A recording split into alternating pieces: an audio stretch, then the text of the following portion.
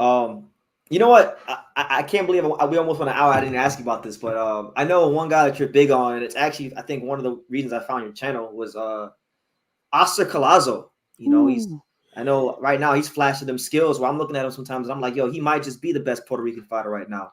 He is he What, is one of the best. I saw him fight in Puerto Rico in August. I went over okay. there and I saw him fight against Daigan from the Philippines. Yep. Yep. Of course, it was the biggest Puerto Rican boxing card in Puerto Rico in quite some time at the time, and he went over there and displayed his skills, man, the way you see it on TV.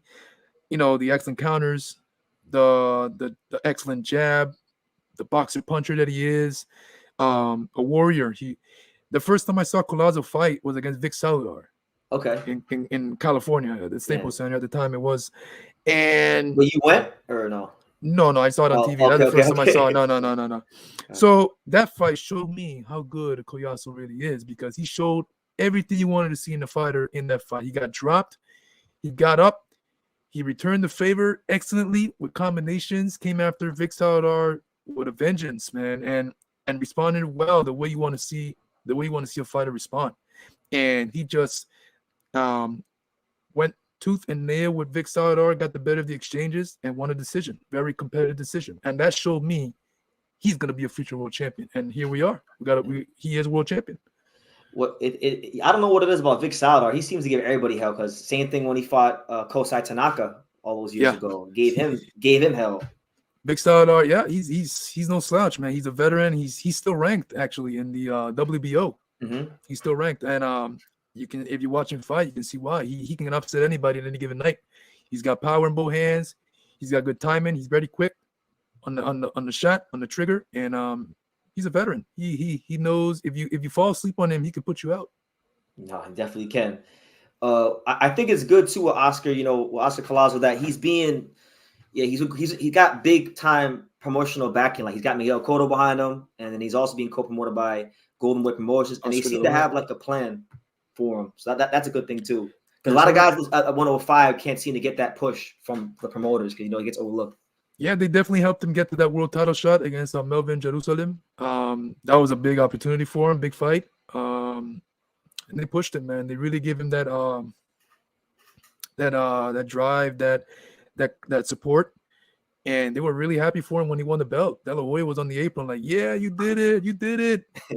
And the emotion of Collazo, man, the hard work that he's put in. You know, he represented Puerto Rico in the Pan American Games, won gold. So he's a exceptional talent, man. He can do everything you want. You want to counter, you want to box, you want to brawl, let's do it. And he's about that. And now he defends his title on the Jaime Munguia John Ryder card I think he's the co-main event. Yep. Against Gutierrez from Nicaragua. So it's going to be a really interesting fight for him. He's got to get past that fight. You know, you can't overlook the fight in front of you. But no, sir. You know, the fight at 105 for him, it looks like it's probably going to be, you know, like the big fights at least will be him versus one of the Shigeoka brothers. I've heard about them. They're excellent. You know, Japanese boxing, and they're no different. They both brothers are good, and it's a rare situation where you have two brothers world champions in the same weight class. The last time we saw it was in the Klitschko days. Or the Charlos. Actually, the Charlos in the same weight class? Yeah, 54. Oh, okay. I think, yeah. Because I'm so used to seeing them a weight class apart from each other for some time that I can't remember they were the 154 times. Yeah. Maul was a huge 54-pounder. Yeah, Jamal, 6 feet 1 inches tall, and he's a big guy. But the Shigeoka brothers versus Collazo, man, any of those two guys are excellent fights for Collazo. I think it'll be interesting to see Collazo. He likely will go to Japan if he retains his title and fight any of those two guys, and it will be a entertaining unification fights for sure. The styles are meshed perfectly, and it's gonna be some fights for sure, classics. No, it definitely is. One fight I saw you talk about as well, and I have a video coming out about this still on my channel, is it's on that Belonga undercard, and I'm very excited about it. It's Andy Dominguez versus the Puerto Rican Olympian Yankiel Rivera. Oh yeah. Besides Oscar Collazo, Yankiel Rivera is one of my favorites to watch as well. He's an Olympian. He represented Puerto Rico in the 2020 Olympics. Mm-hmm. You see him fight. And you see everything you want to see in a fighter, like how I said with Collazo. Excellent skills, excellent counter punching, fights well on the inside, boxes well on the outside, excellent footwork, ring generalship, big torso, upper body, and he's strong. He doesn't have that one punch like Andy Dominguez does. Yeah. And I talked about in my video that Andy Dominguez, he is a live dog and he's dangerous in this fight. I saw him fight in one of those clips in one of his fights from last year, and I'm like looking at his body. I'm like, this guy got some solid legs, a big upper body, solid, strong, and he hits harder than Yankiel. Very heavy-handed. So, and he comes forward. So it's gonna be a hell of a fight. It's actually the fight of the night, in my opinion.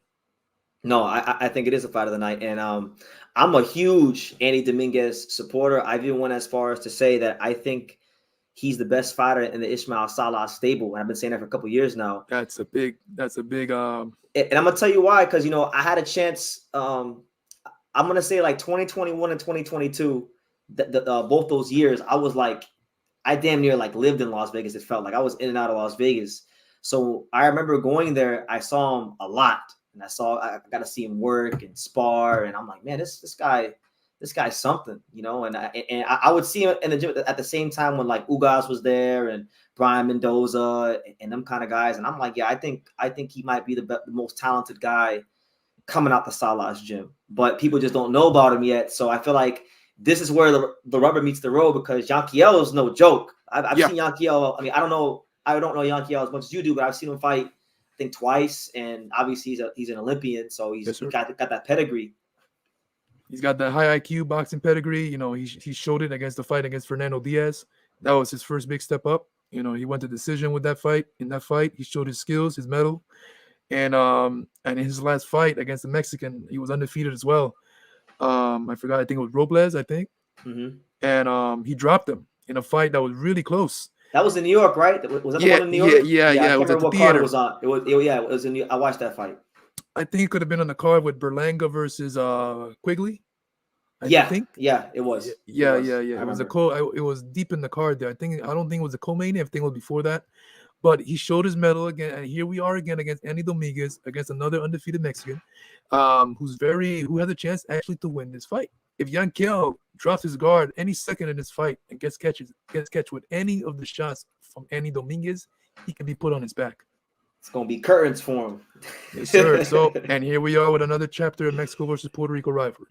Yeah, so I'm excited. To me, it's one of the, even though these guys aren't as known, it's one of the best Mexico versus Puerto Rico matchups that boxing has put together in quite some time. For me, I think, talent wise. If you're a Yankiel fan like myself, I'll be worried. Yeah. Yeah, I'm pretty confident in Andy. I'm a big Andy guy. I'm big on Andy, so we'll see how it goes. It's gonna be